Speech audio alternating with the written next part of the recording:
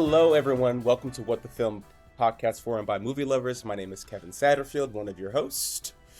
And I'm Vishaal Reddy, but today I'm a music lover, not a movie lover.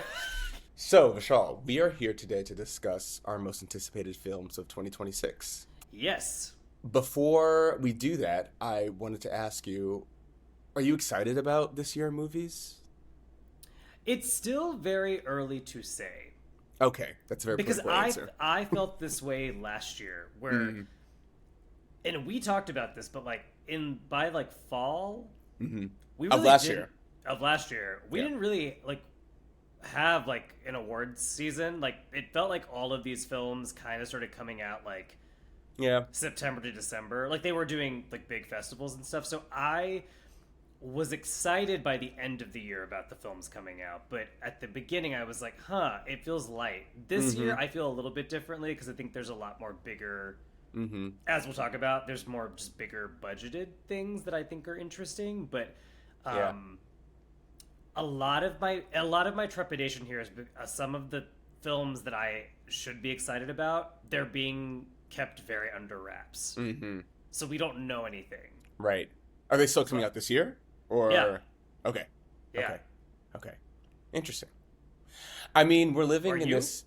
I'm cautiously optimistic. I think the success of movies like Weapons and Sinners, let's just kind of take the genre component aside, clearly shows an appetite amongst the audience that they want to see original concepts. Yeah. And studios and filmmakers should be really prioritizing those.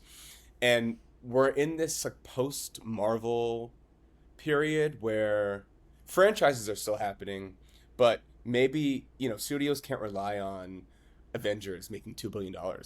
That just isn't happening. No. So I just wonder how that kind of creative and financial energy is going to be distributed elsewhere in the wake of that. Independent films. Hopefully, my God, we keep screaming it, but it's interesting because Sundance just is wrapping up. Yeah. And this is the last year that it's going to be held in Park City. Yeah. And it's moving to Boulder next year, which is a really big move. It's the last 20-something years it's been in this same location, but for I think a myriad of reasons, I've been told from people this past year that it's always been this sort of beacon of independent cinema, and that's the feel of it. But the same problems persist in terms of what things can get funded. How do you get funding? How do you get things made? How do you get things seen so that it builds an audience and maybe even awards campaigns? There's a lot of factors that people are still kind of right. We don't have the resources for. So I don't know, put some of these $1 billion budgets. Yeah. Give them to a bunch of independent film creators and let's redistribute that way. Let's do it. Yeah. Because that seems very simple to me. Yeah. Totally But we agree. won't because we never learn the lesson we're supposed to learn. We never learn the lesson. We truly don't. All right. Just my dating life. Okay, that's a whole different conversation. We can do a FaceTime after this recording is done. If you want. I literally have nothing to report. I'm just saying. Well, it sounds like you do. Well, I don't talk about that. Yeah. All right. You want to go first or me go first? Yes, I can start. Okay, so I was doing a big peruse of what's coming out, what's what we can anticipate, and my list is, I don't think it's the most highbrow. That's fine. I actually think it's very stupid. And I think, is it the same? Films that I am most excited about. All three are stupid. All three are pretty stupid. Okay. They're not, I don't think any of these are going to be winning Oscars, is what I'm saying. Okay. I have... Maybe one. One will. I have one. Oh, wait. I have 4 on this list. Oh, one's an honorable mention. Okay, keep going. I have a bunch of honorable mentions that are a little more frou-frou, a little more cinephile. But I think we'll have overlap here. My first pick is Scary Movie 6. My God, he stabbed her! Not her! her. My pronouns are they, them. He stabbed them. Here's the thing. It's bringing back the original cast. How can you not be excited about this? I am anything Regina Hall does. Anything. I'm there. Yeah. This was on my list. Truly. And Brenda has died 77 times. In every movie, she dies. And they don't explain why she comes back. And I love it. What movies do you want them to reference as part of this one? That's the thing, is that I have absolutely no idea because we're in like current times. Yeah. So yeah. I don't know what they're gonna reference. Like, I don't know, Talk to Me. Or is it gonna be a meta sort of take on like, I don't know, like a Wes Craven's New Nightmare kind of like situation. Yeah. It's like, it's a scary movie. I genuinely don't know. Maybe have they done like an Annabelle or a Conjuring type? No, because I think the franchise ended before that. I think so franchise too. came into fruition. So then I think that's what it would be, like a Megan and Annabelle. Should we hug? I really want to, but I'm a Republican now, so I'm supposed to be racist. Oh, girl, I think all white people are racist anyway. Come here. Okay. Oh. I had a friend once say that it'd be fantastic to have Brenda in like A Quiet Place. Oh, it could be A Quiet Place. It could absolutely be A Quiet Place. She would immediately die. Like, or maybe not. I don't know, but it would be so. Maybe funny. The monsters are like, "Oh my god!" And they leave. You got. We're tired. We can't listen to this. Tired. That's You're a great right. Pick. Quiet Place, I think, could be one of them. Yeah. Maybe even a Barbarian. Mm-hmm. I assume a Weapons. Oh, well, actually, I don't know because they probably had already made it. Or they had already shot most of it. Yeah, that's a good point. But yeah, I don't know. That's what I'm actually. Besides the cast all reuniting, I'm extraordinarily excited to see what they actually spoof because we're not in this specific time. In my opinion, it hasn't been dominated by like one specific kind of horror genre. Even like Scary Movie 3, 4, and 5. It went into like kind of the Japanese and Korean horror films that were like popping up all over the place in the early to mid 2000s. Then M. Night Shyamalan's kind of movies, like that kind of Sixth Sense, The Signs, those kinds of movies were popping up pretty rampant, like the PG-13 kind of films. There was a pivot in that time. And this, I don't know. We've kind of gone back to like the R-rated horror movies, or, you know, The Conjuring, Insidious, Annabelle type stuff. Yeah. Maybe they would do a Paranormal Activity. I don't remember if I stopped watching Scary Movie. I didn't watch 4 or 5, so I'm not sure. I'm trying to figure. They might have already done Paranormal Activity. It feels right because it feels like it was around. Yeah. When they were ending the fifth one. Yeah. So yeah, that's my. All I right. laughed putting that on my list because I'm gonna be there opening night. I mean, seated. It's not even a question. All right, so since you picked that one, I'm gonna take that off my list. But just know that we're on the same page. Okay. First one is gonna be, and I don't know if it's gonna be good or not, but I'm a longtime fan of the first one. So, The Devil Wears Prada 2. That's also on my list. Yeah. Not only is everyone coming back from the first one, but they've also expanded it, and it looks stacked. Like Lucy Liu, Simone Ashley. I know, but why are we not in it? Everybody else is in it. I didn't get the memo. I didn't get the heads up. I don't know why, but how you can't not be excited if you loved the first one for 20 years. You just can't. They can do so many cool things with this movie, and we don't know much about the plot other than it's Miranda needing to work with Emily and Andy, but like something about like the advertising industry and the like she kind of has to kind of work with them again after all these years off. But I'm just so excited.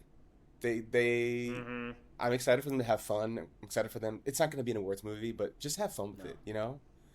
I mean, I don't know. She got an Oscar nomination for Miranda. Because it's Meryl Streep. But like... Well, yeah. But, yeah. Watch it be a drama. Materialist.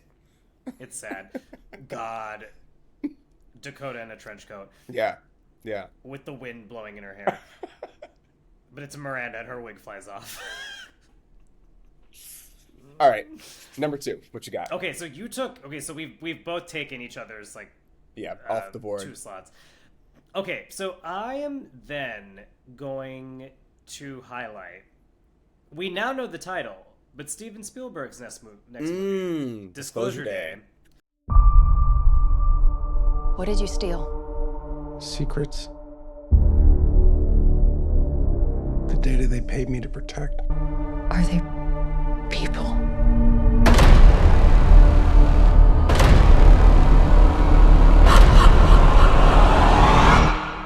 No. We didn't know what this was going to be up until pretty recently, and we still don't know much about this movie, other than like Emily Blunt is starring in it, and that there are aliens involved. Yeah. And paranoia. Yeah. No idea, but I'm also here because it's a June release date, so it's clearly going to go for like Summer an blockbuster. Oppenheimer blockbuster, but probably will get some awards attention kind of thing. But I sense, based off of the little teaser that they have given us, I think this is going to be a fun Spielberg. I don't know if this is going to be like him trying to do a Fablemans, where it's very much like a heartfelt story. I could be totally wrong because we know nothing about this. Yeah. But I am very, very excited for him to go. I don't know. Let's talk about E.T.'s cousins. Yeah. To be clear, I've enjoyed late stage Spielberg. I mean, Same. West Side Story, Fablemans, like really good movies. But this is also his pocket. This is so deep in his pocket. I'm very excited. Yeah. No, we got Coleman Domingo, our fave Josh O'Connor, Colin Firth. Like it's a good cast. It's going to be a movie. Yeah. I want it to be like an event. Mm-hmm. Yeah. You know? Well, does it come out the Mid-June. same? Oh, so it's not going to be competing with the Odyssey. I don't think so. I think that would be insane for them to be competing. I thought because they're both Odyssey was Universal. July. That's right. Yeah, it is Yeah. July. You're right. Yeah, I think this will probably be like the June Universal. release. Yeah. And then I think the Odyssey would be July. Yeah. But yeah, I mean, I don't have much other than I'm excited about it just because of the cast. Steven Spielberg. It's his like longtime writer that he's worked with for a long time. That's it. Yeah. I know nothing else. That's all we need. I mean, that trailer that they dropped sometime, I guess, last month, was perfect. Gave you enough to get you excited. Don't need anything else. I'm good. Yep. Okay, what's yours? Anne Hathaway's going to have an incredible year. Mother Mary with Michaela Cole. I could tell she was coming from 1,000 miles away. This is directed by David Lowery, who's done a couple other smaller films, but this is a psychological drama where Anne Hathaway is playing a pop star and Michaela Cole is playing the stylist, right? And they've had this long standing relationship, but it looks like it's been frayed, and it's got this weird kind of psychosexual kind of feel to it. I'm very excited. And Hunter Schafer. And FK Twigs. Stack cast. I know. Interesting choice, but yeah. Yeah. I think it's going to be very... The trailer's great. I am kind of fearing my life in terms of what it's actually going to be. Yeah. But yeah. She's on another film that's on my like honorable mention, Anne Hathaway. It's called Flowervale Street, which is like a J.J. Abrams produced movie. Again, we know nothing about it other than that it's about people that are in a neighborhood and they'd start to see weird things happening. She's also in that, so I think you're right. Like she's gonna have a crazy year. The Odyssey, Mother Mary. I fully forgot she's in the Odyssey too. She's Athena. Yeah. I think she's like 4 movies? 6 projects coming out this year. That's crazy to me. Yeah, she's been working.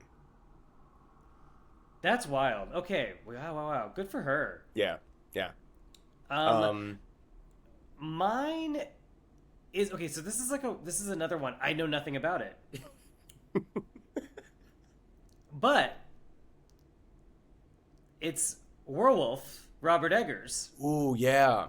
That's supposed to come out at the end of the year. And I think it pretty much brings, besides Nicholas Hoult, it's pretty much the Nosferatu cast. Okay. For the most part. And it's about werewolves. So we're Willem Dafoe, Lily Rose Depp, Skarsgård? Not Skarsgård. I believe Aaron. Got it. I believe Aaron Taylor Johnson. Okay. But it's still gonna be that like weird little folklore thing that Robert Eggers loves to do. It's supposed to come out pretty much the same time as Nosferatu. It's coming out on Christmas Day. Perfect. And it's just supposed to be about that little creature on a hillside bopping around and probably causing all sorts of mischief. And yeah. I love Nosferatu, so I'm into it. Again, this is his pocket. Like, give us a creature feature. Exactly. Set during the holidays. I'm in. I'm seated. Yeah, we were in the same midnight screening of Nosferatu. So I was so excited to see that. I was just elated. I left the theater floating. You know who didn't leave the theater floating? Nosferatu. True. Died. True. Died. Yeah. Okay. Had sex, died. That's what happens. Oh my god. Okay. Dark. I could go two places. Okay.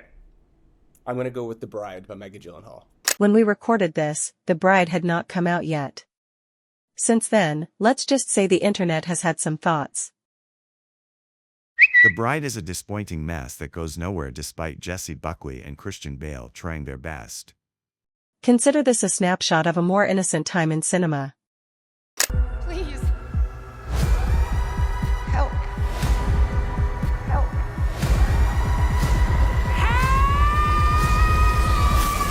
Okay, that was on my list Was as well. it? Yeah. We're in a really interesting period of Frankenstein being, I know. you know, and relevant granted, again. this movie was supposed to come out last year, but they pushed it to March of this year. You're right. So maybe they felt like it'd be too much to have two Frankenstein movies, just knowing that Netflix has Frankenstein. Probably. But the cast, let's talk about it. Jessie Buckley. So let's say if she wins this Oscar, she's gonna have a pretty incredible, just moment between that and this coming out. Jessie Buckley, Christian Bale, Annette Bening, Jake Gyllenhaal. I know. Penelope Cruz. I know. Christian Bale is the monster, and he asked, Dr. Frankenstein, who's Annette Bening, to create his bride, who is Jessie Buckley. Sign me up. It also feels like very punk rock and like, kind of like Birds of Prey, Harley Quinn. Like it feels like a wild. This is gonna be a shoo-in for like in terms of Oscar like makeup, hair. Yes. Yeah. That kind of stuff. I think that it's gonna be maybe even score. But I think it's gonna be fun. Yeah, a lot of fun. It'll probably be Maggie's like most fun film so far. And a good movie to see in theaters.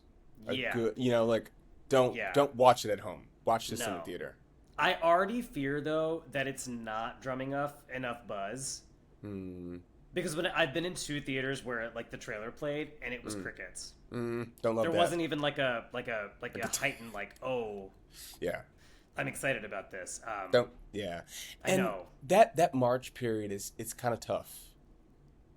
That's when Mickey 17 came out last year, and that movie underperformed. Yeah. The studio kind of threw it in the middle of this dead period. So don't love that, but I am very excited for the movie. Yeah, I'm actually kind of surprised that they're not opening it up closer to Halloween. Yeah. And if they want to have an award shot, like... Right. I don't know. Unless it's not tested well, and they're just like, it's going to be fine. Which is, I mean, I don't know, with the actors involved, you would think it would all work, but we've seen projects where like everything works, but somehow the film itself doesn't. Right. So... And it's not like anyone in the cast is a true... They're stars, but they don't draw the box office the way other stars would. Like they're all character actors for the most part. Yeah. So, yeah, I think you bring up a great point. I don't know if this is going to perform well, but I want it, and I will see it. Yeah, no, I'll be there. I'll be there. Yeah. Yeah. I had a couple, like, the only other one that's like an honorable mention that we haven't discussed is the drama. Yeah. Zendaya and Robert Pattinson. Mm-hmm. Which is just basically, it seems like some sort of, like, the couple's relationship is breaking and they're getting married, but there is something sinister afoot. There's a twist that we don't know. So, before we got married, we did this thing where we said the worst thing we've ever done. Okay. I'll tell mine if we all do it. Promise? What did you do? This dog. Beer bottles and porn. You left an Arab night. Yeah. What's the worst thing I've ever done? Okay, Are you serious? I'm sorry. I'm gonna order an Uber. Emma, what the fuck? Yeah. People on Reddit apparently have spoiled it. I have not looked at it. That's how are they spoiling it? I think because the screenplay was floating around for a while. That's what I heard. I didn't look into it because I was like, I would like to go into it fully. Yeah, blind. You know, I don't want to know. But this one I'm intrigued by just because of the buzz. I'd forgotten about it. Yeah. Zendaya's also about to have a big year with The Odyssey, this movie, and then Dune 3. Dune Part 3, yeah. Yeah. Robert Pattinson, and too. And then a Spider-Man? Wait, what? And a Spider-Man. Robert Pattinson's going to be in Dune, The Odyssey, and the drama. That's all 3 movies with Zendaya. So okay, so here's where I'm going to rant for a second. Oh. We have so many actors. Why are we... It's the same people in everything. Well, some of it also comes down to relationships that directors have with actors. Like, I get it, but how are up-and-coming actors and writers and creators supposed to actually get a chance at... Because, like, here's the thing. The awards contenders and stuff... Yeah. This is my thing with the Oscars, too, is that some of the best films don't get into the Oscar conversation just because they don't have enough money to fuel a campaign. Right. And it's just... Yet again, it's like another... Like, white actors continue to get more of these opportunities to showcase what they're capable of. Yeah. A Zendaya and, like, a Lupita are outliers in, like, the equation. Even, like, a Coleman. Like, they are getting to, like, very justifiably so, like, getting to play all sorts of things. And but when it's, like, truly, we've talked about some of the same films that I'm like, same actors and everything. I know. And sometimes they're not even giving this, like, different performances. They're giving the same performance in different movies. Right. So I'm like, I don't know. Let's break some new people out. Yeah. We new have directors, new writers, new actors. Like, yeah. There's that one movie that A24 is distributing by this 19-year-old kid with great. Yeah, that horror film, Backrooms. It's with Chiwetel Ejiofor and Renata Runza. Yeah. So that's important, but I think to your point, I think that's right. It's not happening fast enough. Yeah. And I'm talking. I guess I'm specifically saying, like, the projects that are getting the most market share in terms of, like, awards, and also just budget. It's the same people over and over again. Right. It's Paul Mescal, Josh O'Connor. It's like which, again, great, good for them for working, but, like, I don't know if the industry really cares about black and brown actors the way that they've continued to say. They'll put us in things that don't require us to be oppressed, right, or the butt of a joke. And it's like, we have to continue to make this. That's why Sinners, I'm like, great, I'm glad that Ryan Coogler got that moment and is, like, breaking out, but maybe I'm jaded and I'm like, even that I don't think is going to help the way that I think it'll help a little bit, but no, it's just like one of those things where, like, we consistently have to keep fighting. And that's my biggest thing about 2026 is that when I'm hearing about movies, it's the same series of actors, it's the same directors we've heard of before. It's very rarely is it, like, new people, and a lot of times they're white male directors working with, like, white actors. Yeah. And the roles are just, like, meaty. Yeah. They're so good. I think part of it is that the studio ecosystem, we haven't seen a fresh crop of people coming into the studio ecosystem. No. The people who were making decisions in the 90s and 2000s are basically the same people making decisions now. Yeah. So unless we have a truly like new crop of people really ushering in those projects, you're gonna see the same actors, Correct. stories, franchises. That's really what it is. And those producers, like even Christopher Nolan, like works with the same producers, works with the same like cinematographers, writers. Like they all work together. Right. And like, I don't know. Even like when I look at like Chloe Zhao getting a nomination this year, big fucking deal. Yeah. Yeah. Like doesn't happen that often. And 2026, I'm kind of like, guys, where? Yeah. To your point though, I mean, what I love about what Ryan has done over the years is he has actually platformed a whole group of department heads. Like, correct. I just watched this really cool video with Autumn Arkapaw, who's a cinematographer, dope black woman, could be the first black woman to win best cinematography at the Oscars. Yeah.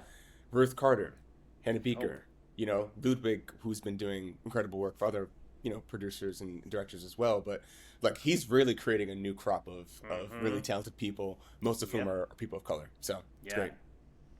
Even that's why when I'm thinking about like my own sets, I'm like, all right, these are people that I want to platform because it would be easy to go. I don't know. There's just like I could go on this rant for a long time. That's not the point of this episode, but it was a intuitive transition. It was. Sure. I do have one other film that Okay. It technically came out last year, but will be coming to theaters in the next 2 weeks. Not Wuthering Heights. Pillion. Oh yeah, it's on streaming, and I haven't watched it yet. No, I thought it was coming out in theaters. No? Or not Pillion. I'm thinking of Urchin. Yeah. Urchin is on streaming. Yeah, but Pillion, the dom-com, Yeah. I'm very excited to see. Yeah. Alexander really giving us some interesting things. Mm-hmm. The Swedes, man. They I know. they're kooky, but they like to have fun. They're very kooky. Very kooky. They're kooksters. All right, do you have any honorable mentions or any additions?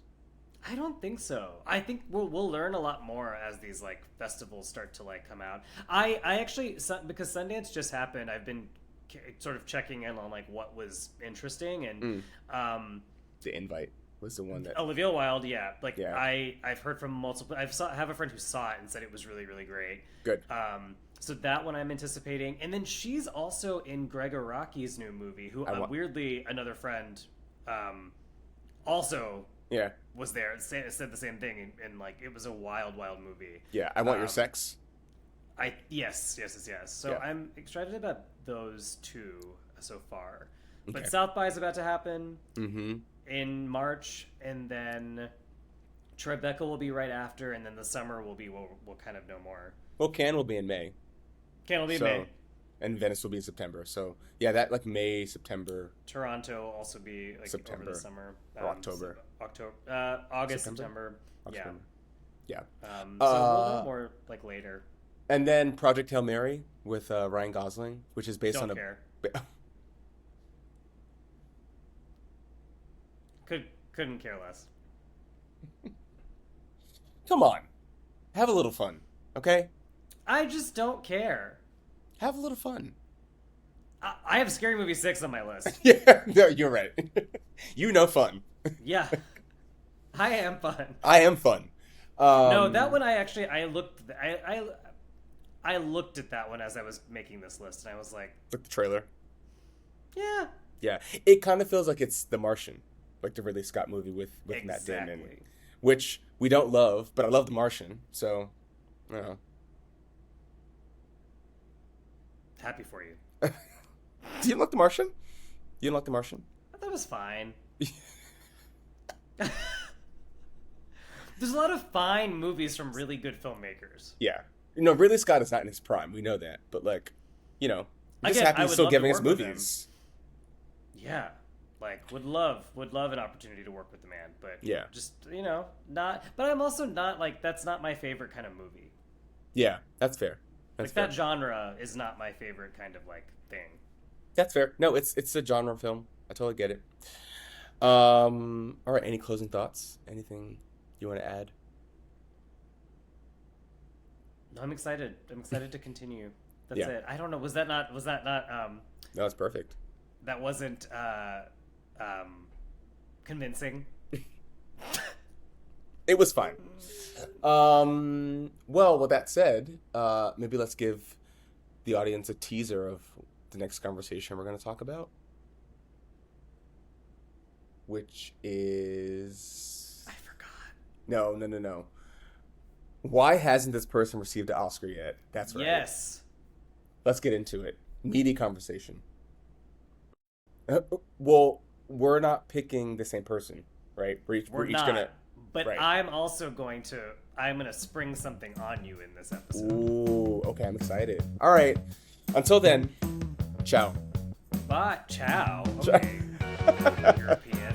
Bye.